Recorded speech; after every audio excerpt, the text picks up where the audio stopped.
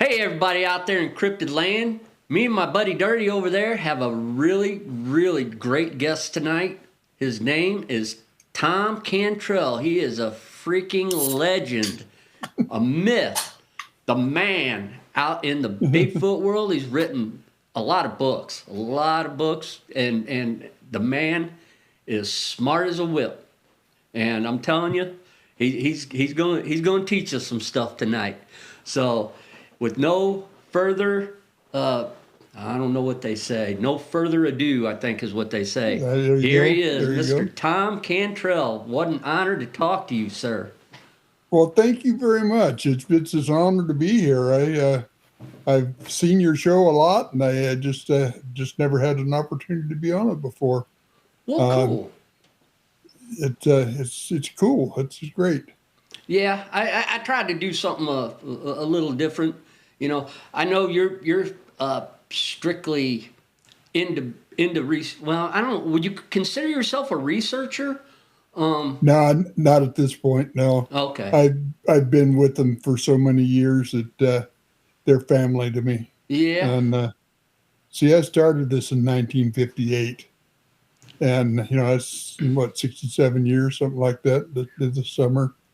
And so yeah, I've been around it a while, and I've gotten to watch the birth of twins, sitting with 18 male Sasquatch, watching the birth of twins, and got to partake in a funeral one time up in Alaska, Oh and wow.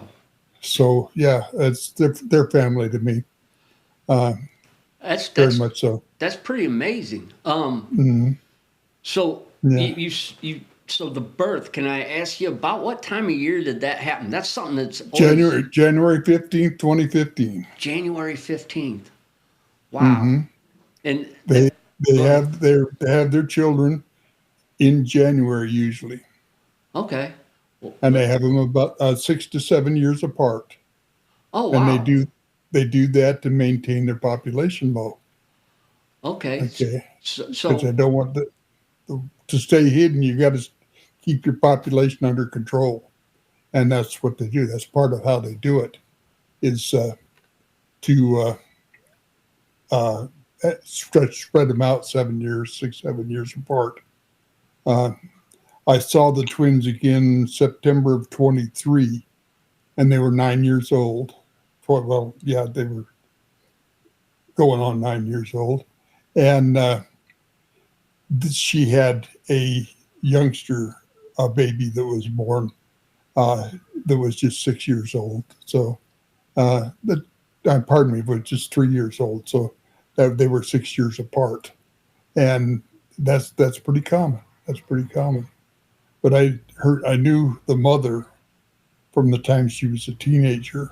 It was in BC, Canada, in our research area where Brian and Sue and I spent 5 years researching glyphs and structures.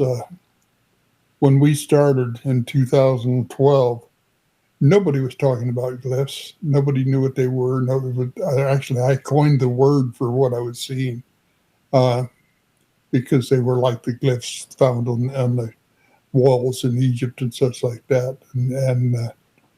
But at one time I had like 24,000 photographs of glyphs. Uh, I lost a drive one time, had 19,000 pictures on it. holy cow. Oh, I bet that broke your heart. Not really, because Brian had them backed up. Okay. Well, Okay, that's good. well, one of us had, the other one had. That's But good. I will tell you some strange things that happened during that. Uh, find a glyph, very special to us, and have the picture and have it disappear out of our camera. What? Yeah, Really? yeah, yeah, yeah. One of them he sent to me. I had it on my computer. Disappeared off his camera, disappeared off my computer. Oh, wow. Do you remember which one it was? Yeah, I remember the glyph very good, and I thought it was something that more than just a glyph when we found it and when he photographed it, and evidently it was, because we found some really, I mean, some fantastic stuff. Uh, stuff. There was one we were asked to disassemble because the people had moved in very close to it. And what it was a an altar, and it was uh, oh, pardon me, I'm old and the Oh, you're words fine. skip out of my Yeah. mind. It was an asterisk that was tied in the middle. It was a split maple width, split down the middle, and then was wrapped and tied. I still have that width. I kept it. We got rid of everything else, but it was an asterisk. The elements were about 12 to 15 feet long, and three pieces, three sticks. Right across the middle of them was a set of tracks, 15 inches long. Okay. In that area, I don't know if it's everywhere in the country, but in that area, they use a lot of sword fern with their structures. That's one way you know right away if it's their structures, because the ground will be covered inside the structure with sword fern that are picked, not cut. And I'll tell you how. I don't know if you know sword fern very well, Not really. but okay, they're just a single leaf fern, Mm-hmm. and you can imagine how tough that stem has to be to hold up a 3 foot high leaf. Yeah. Okay, okay. I asked a friend of mine, Wayne, one time. We were talking about that, and I said, "Stop your car here. I want to show you something." And he got out, and I says, "Pick me one of those sword ferns." And he went over, trying to pull it. He can't do it. You just cannot pick one. He was going to get out his knife. I said, "No, no, pick it." "I can't do it." I said, "There's my point. You'll find those everywhere where they make their structures, picked, not cut." Wow. So Wow. that tells me right then who did it. Where they Yeah. come from. Plus, in this park where we were, it was a major provincial park in BC, and the rangers there, the people that worked there, got to talking about them. They knew what was going on. After they knew what we were doing too when we were doing this research, and they'd come down and talk to us to see what we were finding. And they knew who were there, and they said in the park everything's supposed to remain natural, right? And they'd come in and here'd be this structure built up with all the dead logs laying around, and they'd tear it down. Come back next morning, it was built back up again. It didn't take very long at that. We just forgot it and left it alone. Yeah. Oh man. And yeah, and so they knew what was there, and they just loved the research we were doing.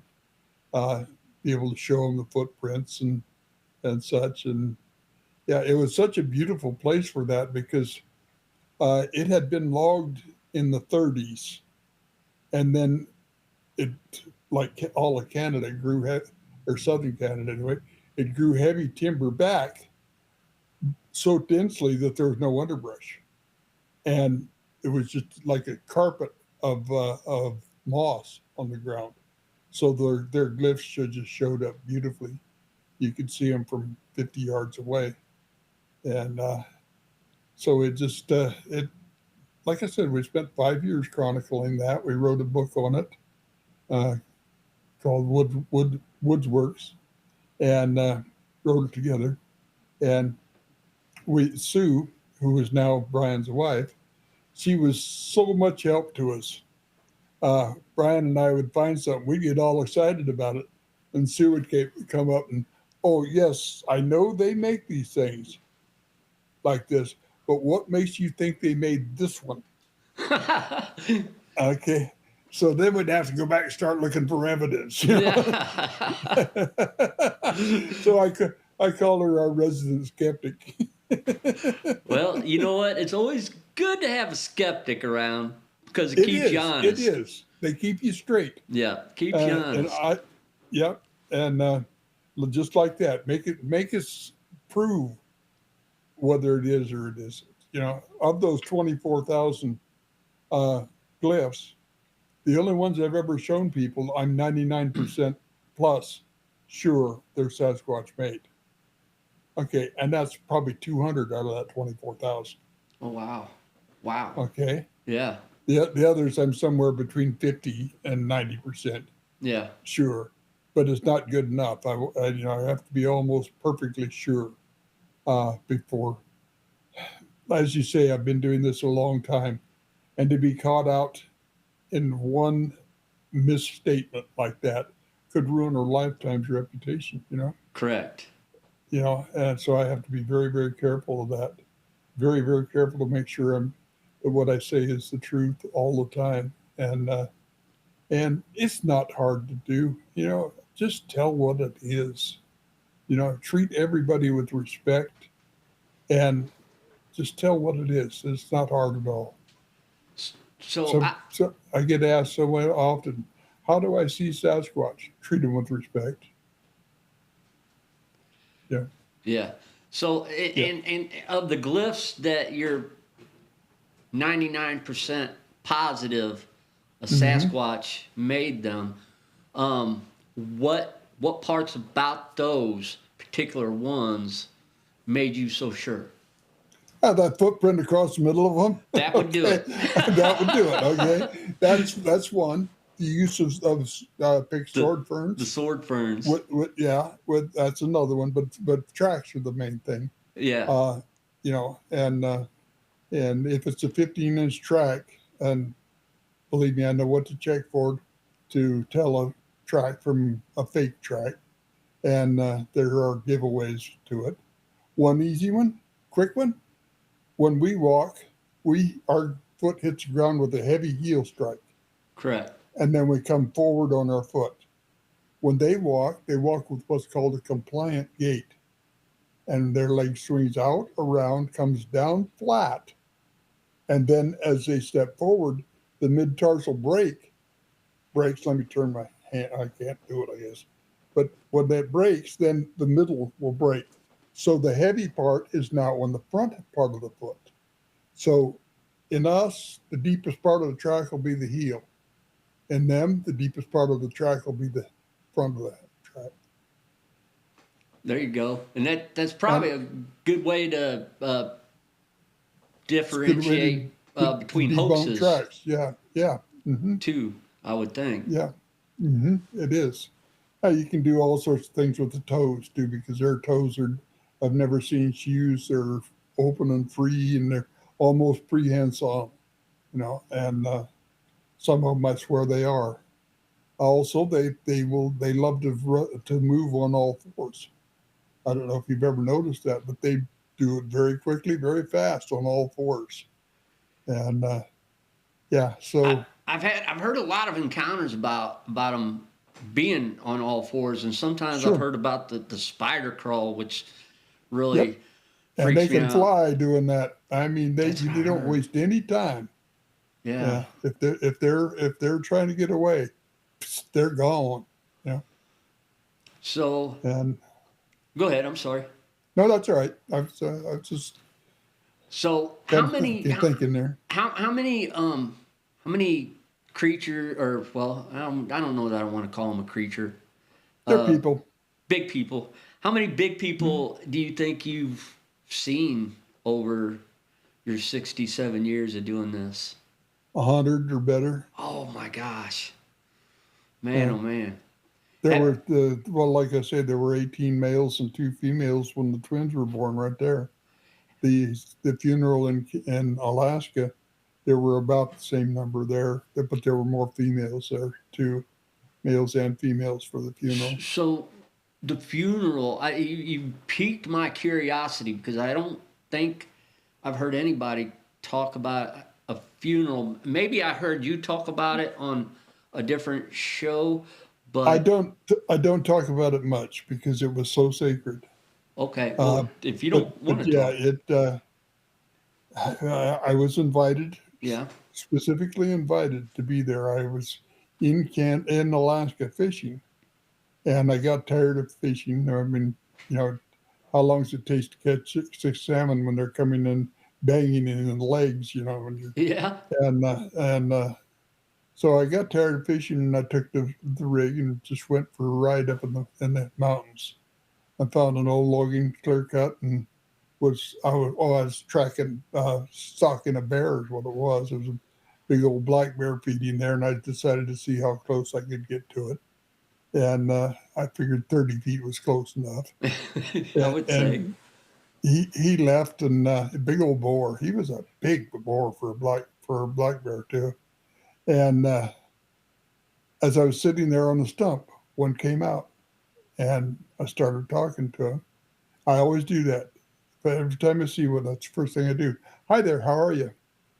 It's good to see you today. I came to see just to see you. I'm glad you're here. Just like I'd talk to you. Yeah.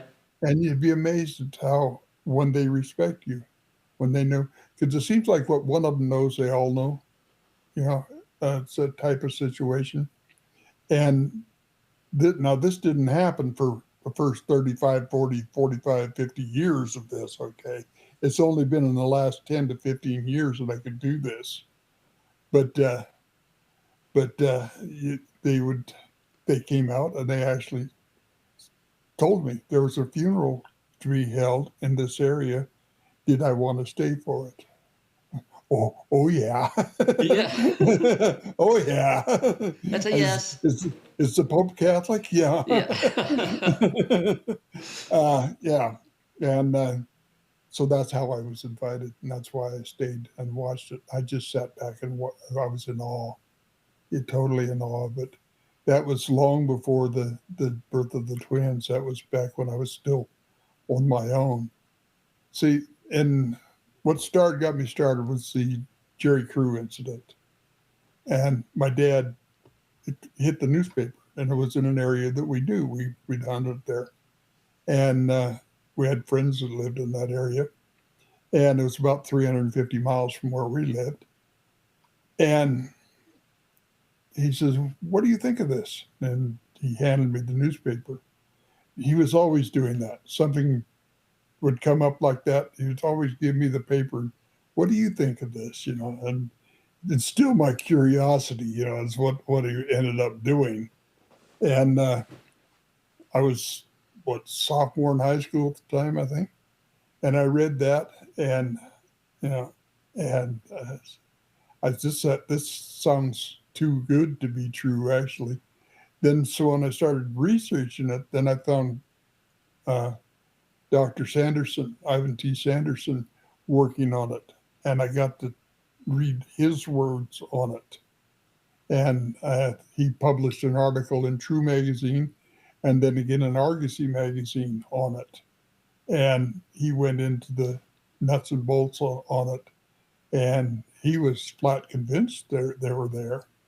And this was, I don't know if you know the gentleman, but he was the foremost paleontologist in the world at the time. Oh, wow. He had written 13 books on mammals of the world that were the standard teaching books for mammal. I'm not even going to try that word, for teaching about mammals. Mammalians? Mammalians. Yeah, there we go. For mammalian teaching in universities around the world. So the man was well regarded and knew what he was talking about, and that he changed my mind. Yeah, that's real. And then of course right after that were the Tom Slick expeditions in the same area that brought in people like Bob Titmus, John Green, Rene DeHinden, and then unfortunately Peter Byrne, which ran the Canadians out. And then right after that, 5 years after that, the Patterson Gimlin film. Okay, all in the same area. And speaking of which, 2014, we had a gathering there, and we had 5 face-to-face sightings in camp. Oh, man. And we had 2 more on the road, 20 feet apart. Okay, and just you can read about that on my website. I've got articles there on those, and they're in my books too. But we're going back in August. We're taking a crew and going back, and it'll probably be my last outing of the type. But I've got a friend that's got a 35-foot trailer that we're going to try to get in there because it's in the wilderness area at the end of the road. And yeah, Do a little glamping in a yeah, we're camper going to do instead it. of a tent. Well, I can't sleep on the ground Well, I don't anymore. blame you. I can't either. But if I got on the ground, it'd take heavy equipment to get me back up. Yeah. Might have to call Jerry Crew again. Yeah, yeah. And so we're going back there in this August for a week, and we were there for 2 weeks last time. It was just fantastic, absolutely fantastic. Uh, That sounds amazing. oh yeah, yeah, and but that's just part of it. We've lived with them, and we've gone back to see him. Like I said, I went back. Raja Say, the young female that was the mother of the twins, she's the daughter of the clan leader in that area. And he was a big boy. He's 12 foot tall and white. Okay. And Raj looked like, she looked like she'd been to the beauty shop the way her hair was cut. Huh. And yeah, she was very unique. It's the only one I've ever seen that had blue eyes. Really? Yeah. I've never Yeah. heard of one with blue eyes before till you Yeah. just said That's, that. that's the Wow. only one I've ever seen. Other people have been telling me about when I say that, they say, so and so saw one. I'd get with them. Yeah.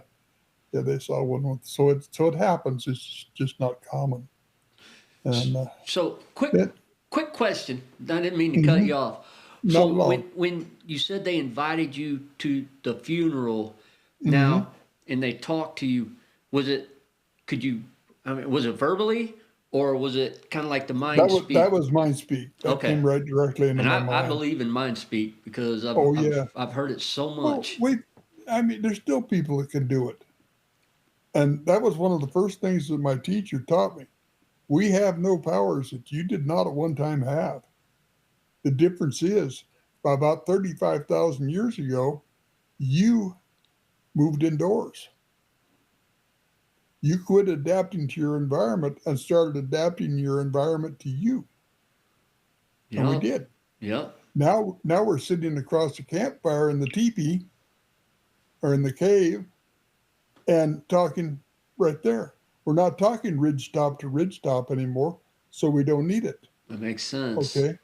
And then what happens in the human body if you don't use it? You lose it. You lose it. Yeah. Okay. Man. Yeah. Yeah. And that's what we do. There are still vestiges of it. How many people can do that? I know several that are capable of it. I get a little bit of it. But one of their major forms of communication isn't word usage, it's thought placement. All of a sudden you get an idea to do something you've never done before. Okay. Something You ever something had that happen? Oh yeah, definitely. Yeah. Definitely. Guess where it came from? Yeah. Yeah. Somebody put it there. I got you. Yeah. Yeah. Yeah. Well, Hmm. kind of I like had go I ahead. Cliff Barrickman. I love the guy. He's a nice, great guy, but he's got a totally skewed view of what he's dealing with. He's a science teacher. Okay. 100%. Okay, and he can't look any other direction than that. He says, mind speak is merely uh, self-talk and wishful thinking. I says, Cliff, one time I left my friend's house nearby town, headed back home. It was 11 o'clock or 10 o'clock, and it was pouring. It was flat, and in Washington, it can rain. And this road is a long, straight stretch. And all of a sudden, I see that in my truck, I'm doing 50, 55 maybe. And because it's slick out, that rain is slick on concrete highway. And all of a sudden, I see this set of headlights coming up behind me way back there, and they had to be doing 80, 85 mile an hour. So when they got there, I just pulled over and let them go by and started back on the road. And this voice says, slow down, they're not going to make the curve. Right?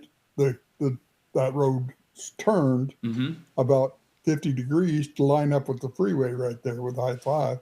And I mean, the last thing I wanted to do, what it was four kids that had a basketball game in the other town. It was a neighboring town. They were on their way back home, and in a pickup.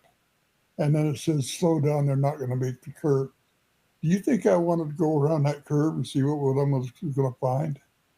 You know, fortunately, they just hit the infield on the ramp onto the Oh, freeway and wow. spun out. They Oh, didn't even roll. They were some shook out, yeah. and they couldn't get out of it because it was raining so hard and it was so wet. So I just said, I'll call you a record from the. That was before the days of cell phones. Yeah. I'll call you a record from the store across the street here, and did. And I says, now tell me where the wishful thinking was in that. You know, Yeah. where was the self-talk in that? You know, the Yeah. last thing I wanted to do was see what I knew I was going to see. Well, I respect the heck out of Cliff Barrington. I really I do. do too. I do too. But He's done great work. yeah, oh yeah, definitely, definitely. Hmm. But the one thing that kind of drives me a little bit about him is he's got such a closed mind on the subject on certain areas because I mean, honestly, yes, he knows a lot, Right, but he's got no way of knowing that he knows everything. right. So And another one in that same uh, field is Jeff Meldrum. correct. Yeah. Yeah, I there again. I have more fun with him. Uh, uh, it was after the Sasquatch Summit a couple of years ago. I went up to him afterwards. I said, "Well, Jeff, we maintained our record. We disagreed with 60% of what one of the other says, and shake hands, go home friends." You know, you could be disagree without being disagreeable. Oh You know, yeah. and plus the fact I've never listened to the man that I didn't learn something. You know, you don't learn something from people who agree with you 100%. You learn from the people that have a different idea, Yeah. and you test that idea. Okay. And he says, yeah, he says, I know. He says, isn't this strange? He says, I'm sitting there, I'm disagreeing with what you're saying, but you're so darned articulate and you make your point so well. I find my head going up and down. I says, Jeff, listen to your head. Yeah. But That's, look at the situation he's in.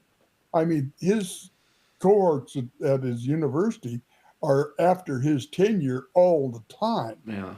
So he has to have absolute rock solid evidence before he can say anything. Yeah. You know? Yeah.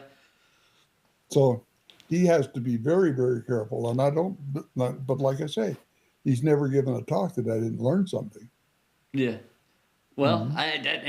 he's one of my favorites Yeah, too, and I yeah. love listening to these guys. I don't always agree with everything they say, but You don't have to. yeah, exactly. But Hmm. I leave my mind open to the conversation, Hmm. and I learn things, and some things I might think a little differently, but I still take their idea Hmm. and that way I can bounce it off of my Hmm. idea, and granted, until we actually get one, and I don't know. So, and that's another good question.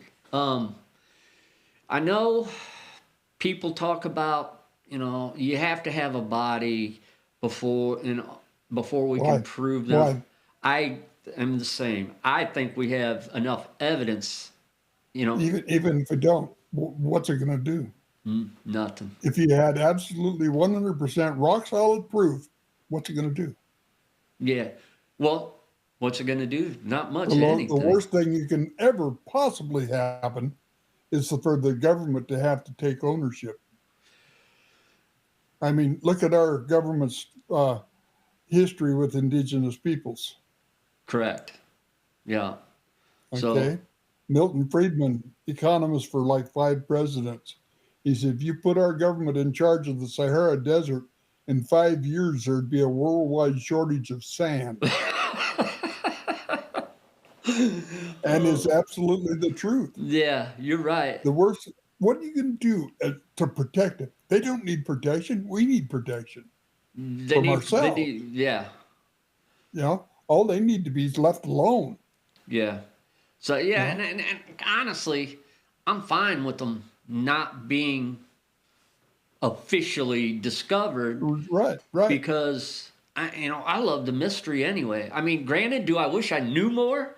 Yeah, but I don't want to see one captive or pressured or anything Or else to get killed. that information Or killed. or killed. Yeah. That just happened. That happened. Okay. Part of the. I don't know if you know. Yeah. What's her name? Anatomist down in Texas. She did the not anatomist, Did geneticist. are you talking about Melba Ketchum? Melba Ketchum. Yeah. Yeah. Well, okay. One of the major samples that Melba had, and they called it the slab or the steak, came from a person in California. That person had been feeding a mother and child for 2 years and then murdered them. What? Okay. Yeah. That's where that slab came from. That's why she could do three full genomes, full tests, full runs. Now, number one, stop and think. She didn't do that in her basement. That was done by 21 different major universities and test labs across the nation, from University of North Carolina to USC in California. Okay. All she did was compile the results. Okay. Now, that piece of meat, the person who did that had some friends who saw what was coming. DNA, mitochondrial DNA, pure human. Yep. Okay, that's the mother side, mother, grandmother, great grandmother, matrilineal side. Okay, pure human. The nuclear DNA had non-human markers in it. Now, what these people saw was this was going to be declared a person. And if it was declared a person, then the person who murdered these two was going to be up on charges. Yeah. So what they did is they went back to the same spot. They killed a bear and let it decay. Then they had this big gathering of people to come in and get the DNA evidence from the Sasquatch that was shot there. Well, it came out bear. Now I wonder why. Yeah. Wow. Wow. Yeah, that's where all the controversy came from. Wow. That's where every bit of controversy came from, was that particular move right there. Okay, because I was wondering because at first it really seemed like everything was coming together, and then it all fell Mhm. apart at the end. Yeah, you got to remember this. I don't like Melba as a person. She hurt some good friends of mine very badly, but I can't argue with her science at Okay. all. Yeah. Okay, as a person, no, I'm not going to have anything to do with her, even though I was part of this thing at the time. But she did. She really hurt some good, very good friends, and so that's that. But the DNA, it was dead on. Wow. Yeah, yeah. Man, oh man. Hmm. So yeah, that's. I don't think I've heard about that. I mean, obviously. Very few people know that one. Well, I'm glad I'm part of the few now. Hmm. So since Yeah. we're kind of on a little bit of subject of off the charts. I've got to ask you. I don't know that I've heard you ever talk about this, but have you ever experienced any of the orbs or lights? I'm just getting into those. I helped Penny Rummel write her book and do her book, and I've been with her when she showed them to me. Uh, what they are, I have no idea, Do you think they but they have are any? fascinating. Do you think they have any connection to Sasquatch? The Indians think so. The Indian I've people heard think so. that. Yeah, And yeah, I think they do. I really do. This the second um, what the Jill and what's his name's Remensnyder and Eichenberger, uh, their second video, they have a gentleman and a younger man. They're talking about watching a Sasquatch become an orb, and I've it's heard about that. fascinating. Yeah, I've heard about so, that. yeah, So it's a video where you can actually see yeah. it. Well, no, they talk about it, and then Oh, they do okay, a reenactment of it. They show how it happened, where it was, okay, and everything. Yeah, it's fascinating. okay. If you haven't seen that, get a hold of that and watch it. Oh, I definitely Uh, will. yeah, So it's beyond unbelievable. But look at Penny's work. I mean, she goes out in the evening in her backyard and just photographs and watches them. And we were together in a motel room in Yakima for a conference, and she was showing them to me on the wall, and yeah, then watching them going. And that's the first time I've seen them with my bare eyes. wow, And I've seen one, and mhm, it was actually at the spot that I had my experience at, or my encounter, mhm, which and I never put two and two together, because at that point in time I hadn't heard about the connection. But and mhm, I always, because to me it was always just a mystery what I saw. It was like a right, light that didn't really emit sure, light, and it mhm, followed me, and it didn't make any sound. And then when I started hearing about that, I'm like, wait a minute, that's the same damn yeah, spot. I don't know that yep, it had anything to do with it, but mhm, makes you think. yep, yep. Another thing that's been blowing my mind here. Last, I don't remember when it was. Barb Shoop. I think it was last winter. Barb, she's close I've neighbor got of her mine. up for an interview uh, Oh, you'll soon. love that. You'll love it. Barb is one of the greatest people in the world. She's my neighbor. We've been worked together for several years, Ah, cool. and she has videos of. I probably shouldn't say that since you're going to be interviewing her, but she has videos of fairies, Oh, wow. and and I helped her do the math on it. She had the where it appeared and where it flew by, and we measured it out at 130 some feet, 134 feet, 139 feet, something like that. Timed it off the camera, zero point 0.4 seconds. That came out to 205 miles an hour. It was moving. Holy cow. You want to tell me any creature that we know on Earth that can move at 205 miles an hour? Not even close. Not even close. Not even close. Wow. And you look at it glows, so it's kind of not sharp, but it looks like a fairy. I don't know what it is, but Man, it looks. I'm wondering if maybe it's not the thing that the legend of fairies was built on. yeah. 40,000, 30,000 years ago, people saw these things, and the name fairy came, and came from that. I don't know. Maybe that's what happened. Huh. So But I've done a couple interviews with fairy stories, and I've seen some pictures that look mhm. pretty dang convincing. So her pictures off her video Wow. really are. Yep. So, and I'm really enjoying this conversation, because I didn't know if I could pull little weirdness out of you, because that's what I like.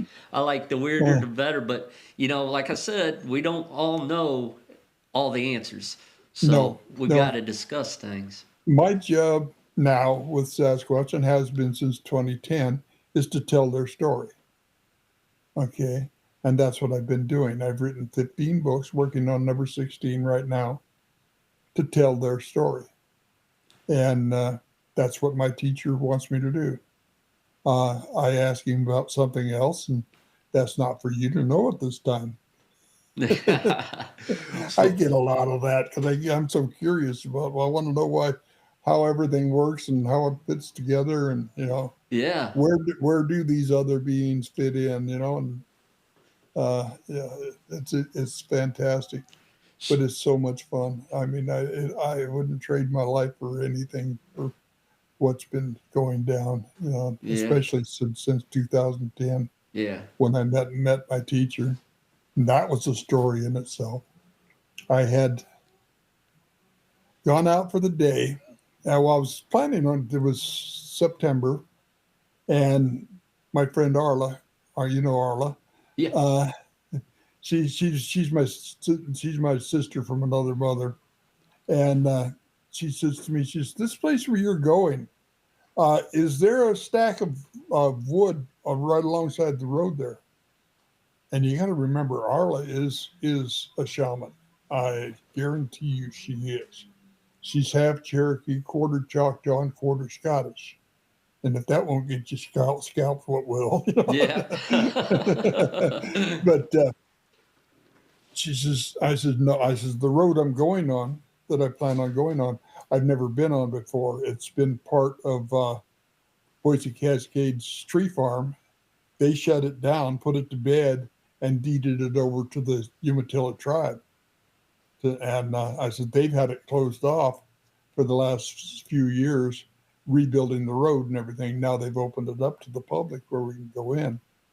And she said, well, I see a stack of wood, and there's a large male with a red stripe on his chest looking across that stack of the wood for you. And I said, oh, I'll tell you how in tune she is. I was going to the hospital one time when I still lived in Eastern Washington, lived over in the desert. And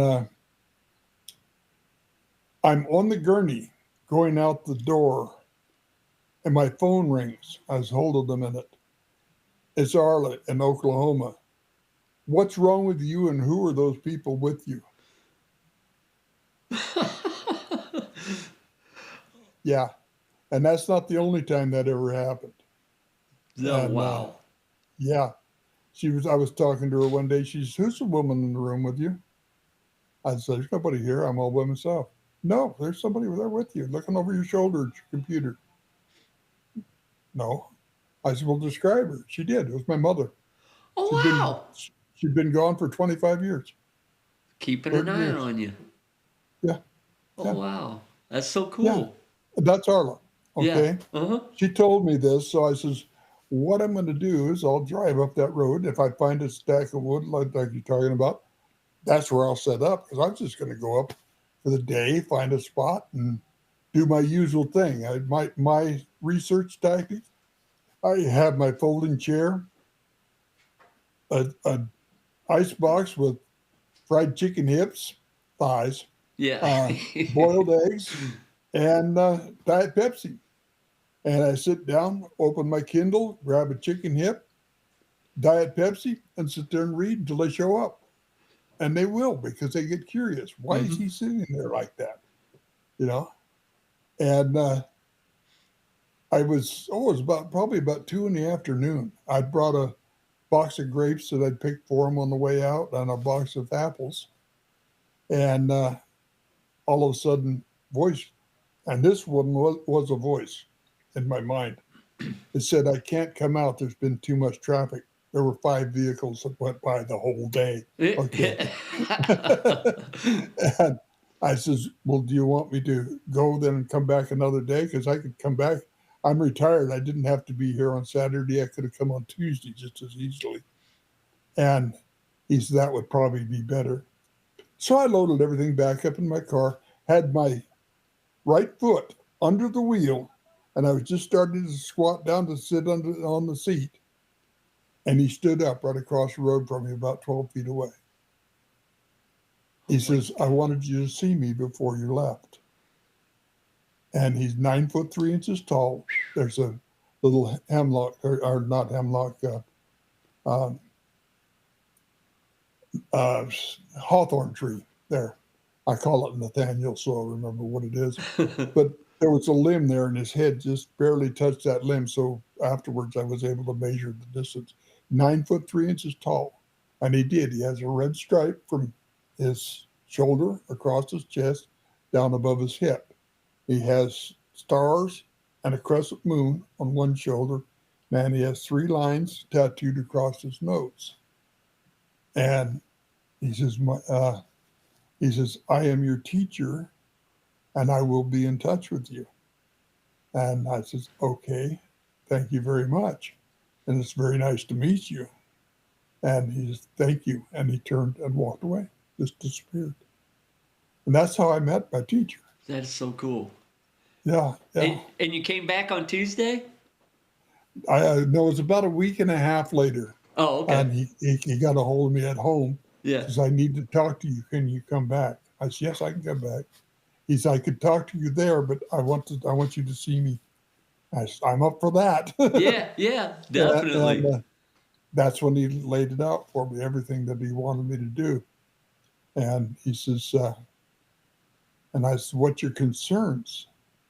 He says, for the first time in the history of man, you have the ability to destroy the world without firing a shot from one of your big guns. I said, how's that?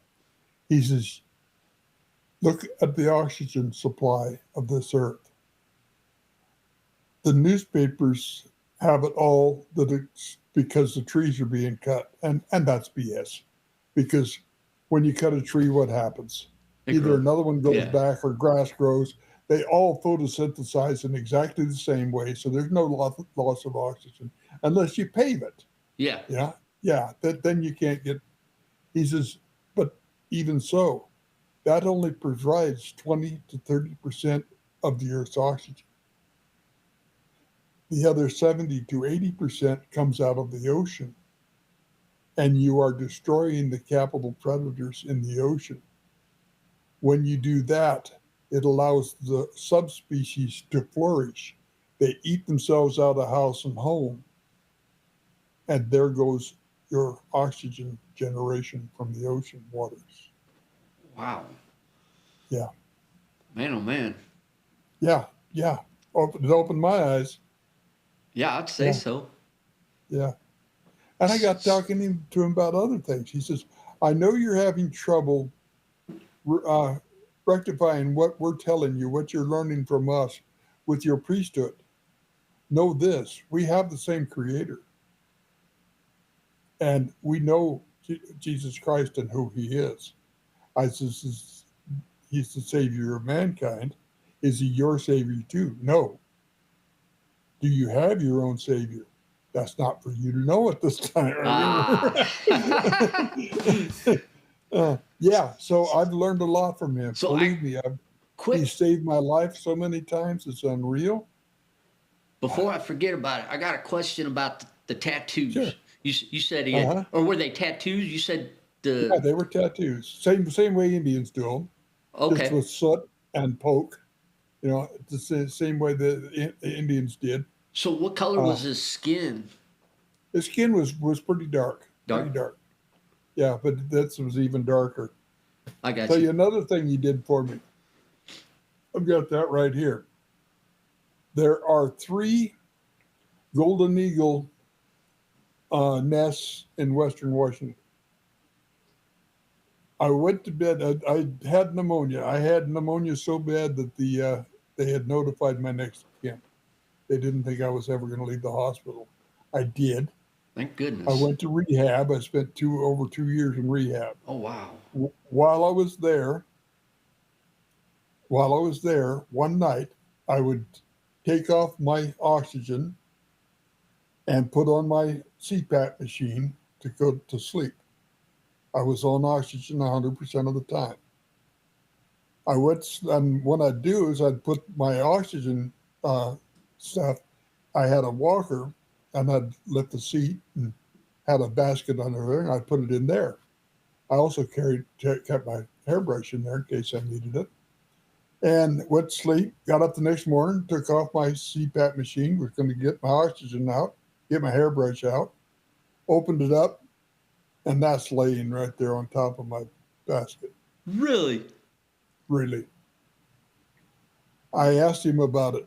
He says, that's our gift to you for being our scribe. That is so cool. Isn't that cool? That is cool. And that kind of reminds me of was it the Ape Canyon story? When I forget his name. I'm having the same Beck. And he wanted to write something down, and then he didn't have a pencil, but then a pencil appeared, Mm-hmm. which is, Mm-hmm. and I doubt that they came into your room, so somehow they got that Yes, there, he or I did mean, I they? was in a locked room in a locked facility, Yeah, but that got there somehow. that is so cool. Not that it got there, but got in my basket so that I'd find it when I opened it. Yeah, Yeah, wow, that is yeah, so awesome. and so I have a wing feather, primary wing feather, off of one of the golden eagles from one of 3 nests in all of Western Washington, That is awesome. and That I've is had it for awesome. years. And I believe me, that's about my most prized possession. I bet. That's We were awesome. talking about finding things like that. We were talking to Marcia K. Moore. I don't know if you know her or I not. don't She's think an so. artist. She's an artist. She does reproductions of people. She's done, the Paracas skulls, the one with Oh the yeah. elongated Mm-hmm. skull. She rebuilt that to a person, Oh. and she did the 8-foot skeletons from the mound builders back east. She did one of those to full size, and she did Peking Man to full size. She's just absolutely fantastic at what she does. She was on a walk when she lived in Bellingham, Washington. She was working with the Lummi tribe because they did head deformation, and she was studying that. And she was on a walk in her favorite area up towards in the mountains, and came across this structure. It was absolutely beautiful. And she just, I don't even have a notebook to write it down, to draw it or anything. I need a notebook. I absolutely need a notebook. She finally didn't have anything she could do. She just left. So I walked up the trail, went around the next corner, and here's a red notebook hanging on a root wad right there by the trail. Oh wow. Brand spanking new. Oh wow. Yeah, yeah. Man, oh man, that is, you're giving me And then, chills. and I know that's what they do. Yeah. People say, how do you get to meet them? Respect.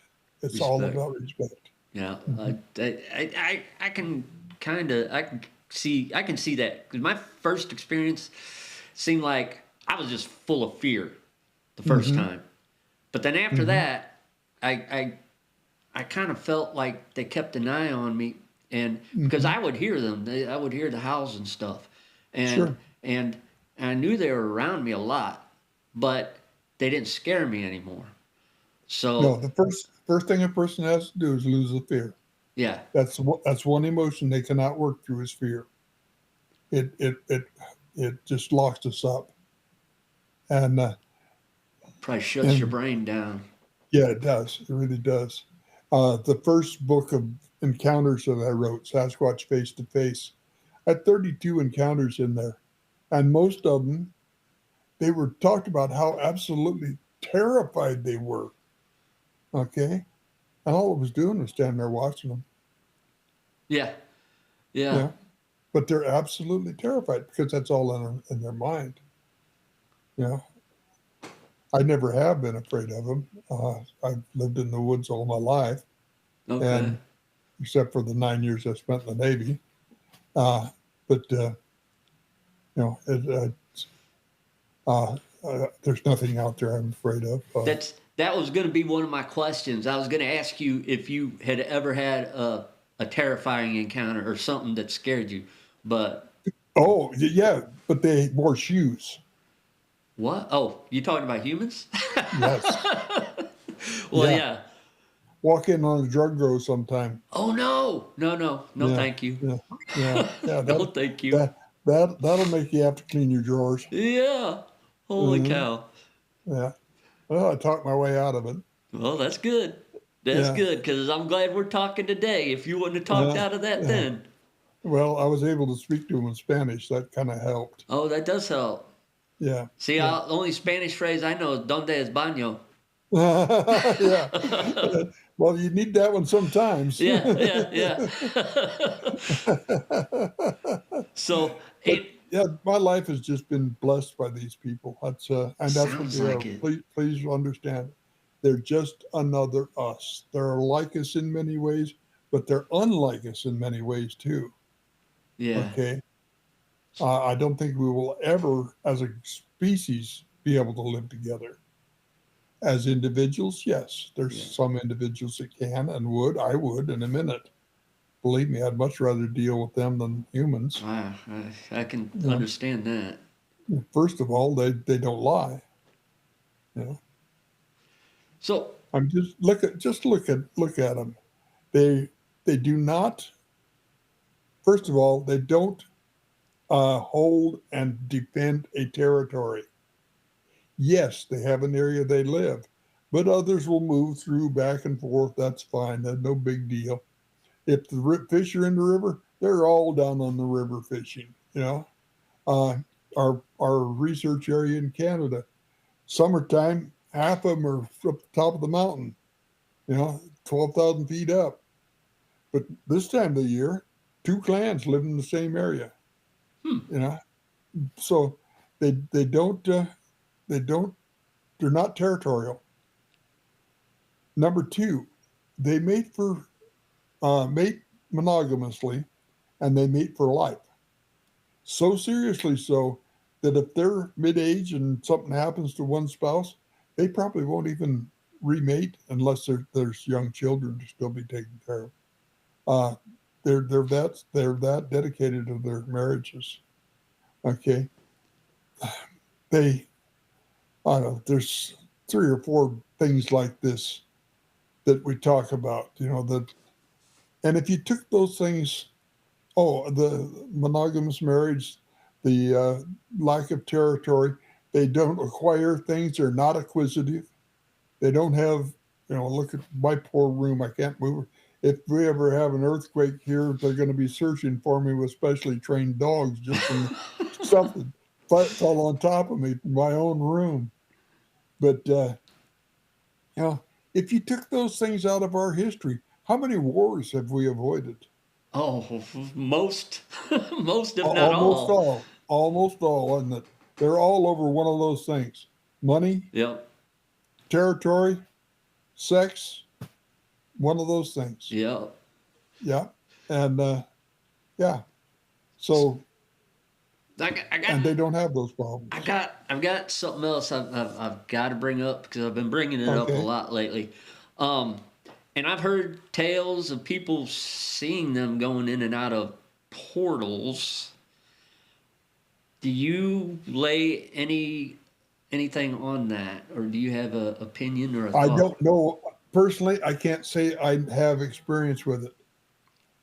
Do I think it's possible? Yes, I very much do. Uh, Ron Moorhead is a very good friend, and of course we've spent hours discussing quantum physics and Oh what yeah. that means. And Ron's well studied on it, and he's been a great friend. His daughter's a friend. So yeah, I totally think it's possible. It's just not something I'm experienced with. Okay, because I didn't know if There, maybe they can, if like you said, Bigfoot have mhm, abilities we don't have anymore, and I didn't know maybe that's that right. was an ability that I they think have. that's one of them. I think that's one of them. Yeah. I wish I knew more, but I will Yeah, in time. yeah, yeah. Well, Yeah. hey, you know what? The best save the best secrets for last, I guess. I don't know. I guess. Yeah. Yeah. We're still learning. I mean, every day I learn more. Yeah, So what can you say? You do what you can. You live and you learn and you go on. yep, yep. And yeah, but they've healed me. They've. I mean, there's been times that I was virtually dead, and they brought me back. Like And like you were, is it like out in the woods or? yeah, yeah. Well, one time we were camped down in Western Oregon, just southwest of Mount Hood, uh, near a place called Bagby Hot Springs. And Sue, Brian's now wife, and I had been invited up there. And we often shared my tent. I had a great big tent. And she'd have one end and I'd have the other end. And I think it actually had 3 rooms if you put the dividers in, but it was so handy to have.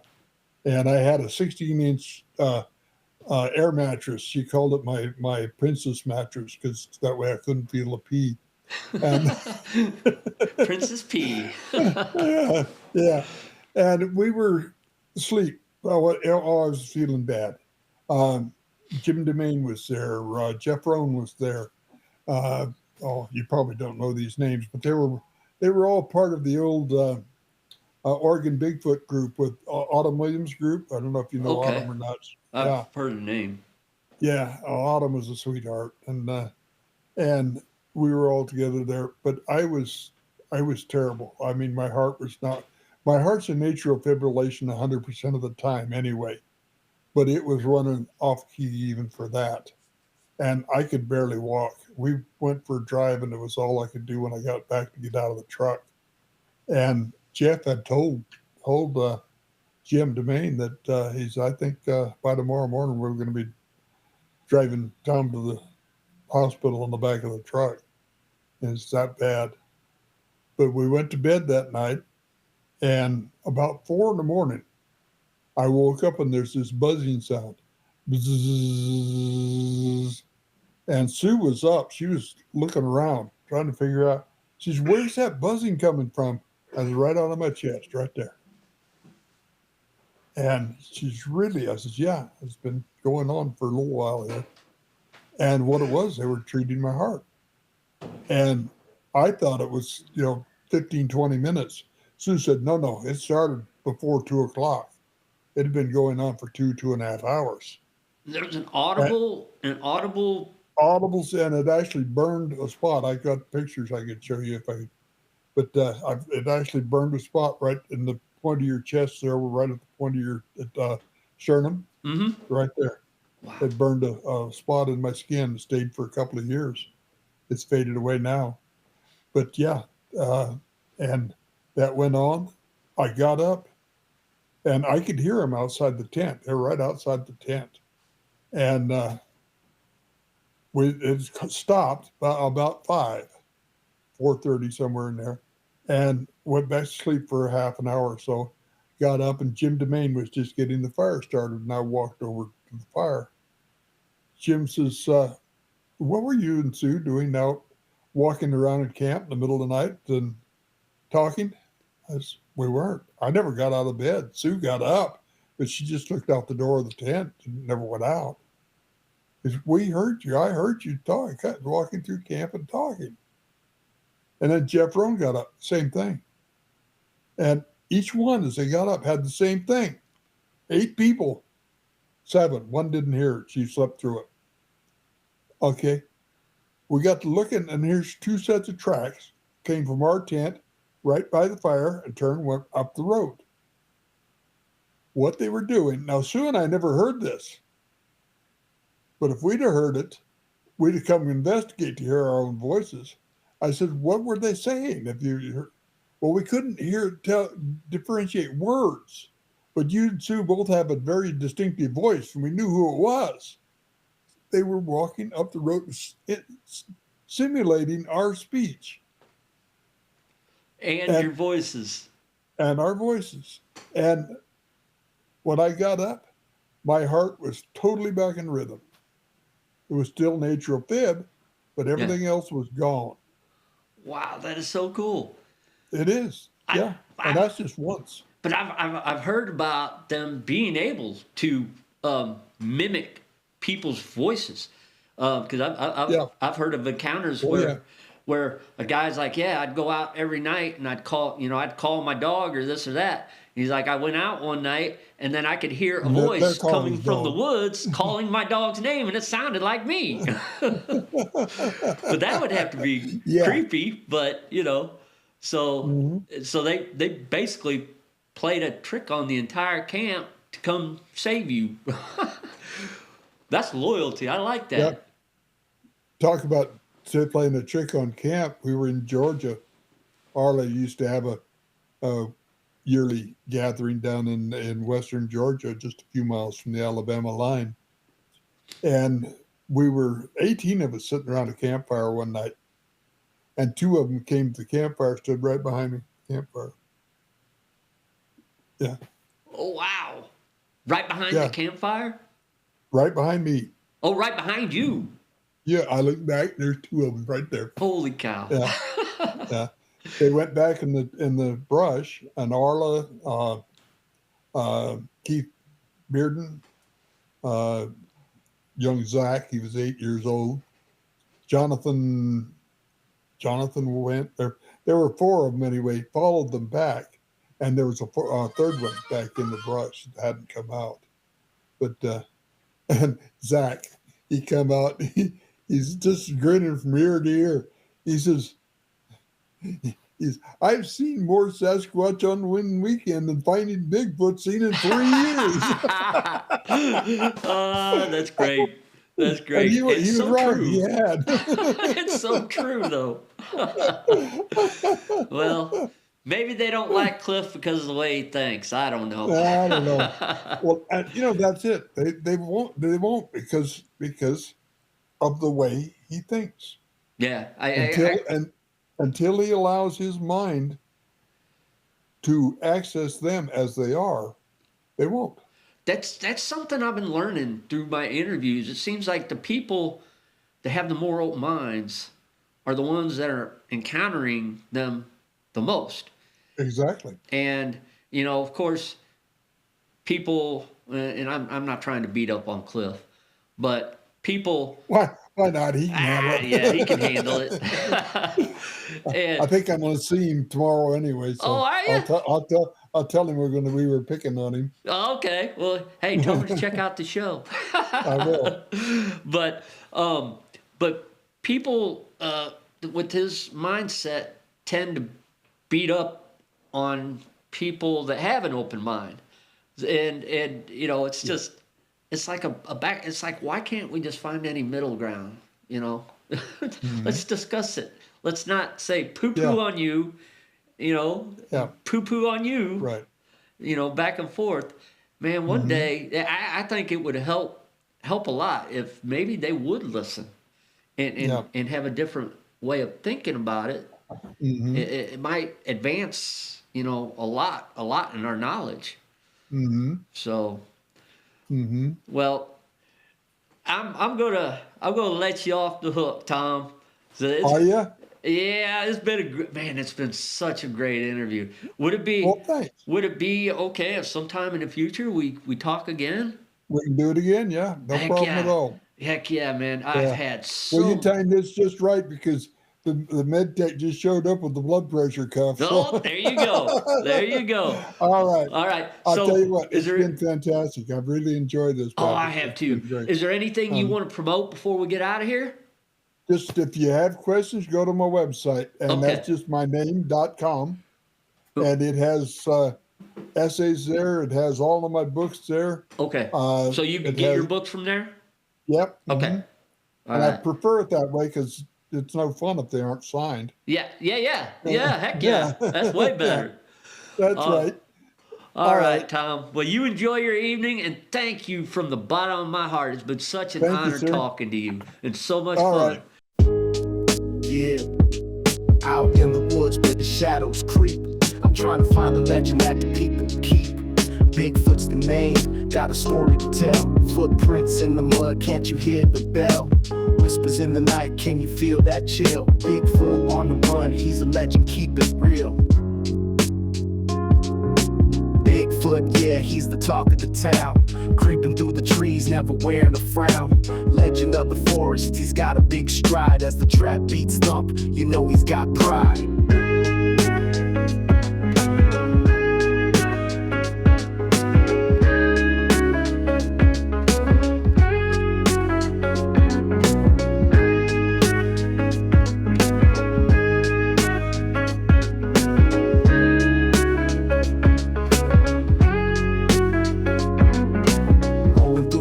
Like I'm on a quest, searching for the homie, you know he's the best. Got my camera ready, heightened senses on blast. Snap a shot of Sasquatch, legend unsurpassed. Eyes in the dark, you can't catch what you can't see. King of the woods, living wild and free. Bigfoot, yeah, he's the talk of the town. creeping through the trees, never wearing a frown. Legend of the forest, he's got a big stride. As the trap beats thump, you know he's got pride.